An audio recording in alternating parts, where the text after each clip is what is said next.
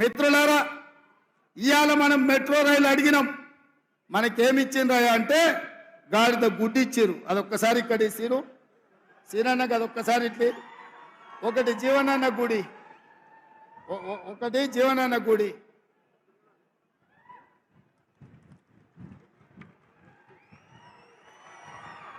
ఒక్కసారి అందరు చూడండి.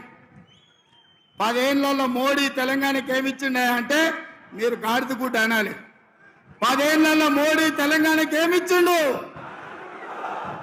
మెట్రో రైలు అడిగితే ఏమిచ్చిండు? మూసీ నిధులు అడిగితే ఏమిచ్చిండు? పాలమూరు రంగారెడ్డి ఎత్తిపోతల జాతీయ ప్రాజెక్ట్ అడిగితే ఏమిచ్చిండు? బయ్యారం ఉక్కు కర్మాగారం అడిగితే ఏమిచ్చిండు? కాజీపేట రైల్వే కోచ్ ఫ్యాక్టరీ అడిగితే ఏమిచ్చిండు? ఐటీఐడిఆర్ కార్డిఆర్ అడిగితే ఏమిచ్చిండు?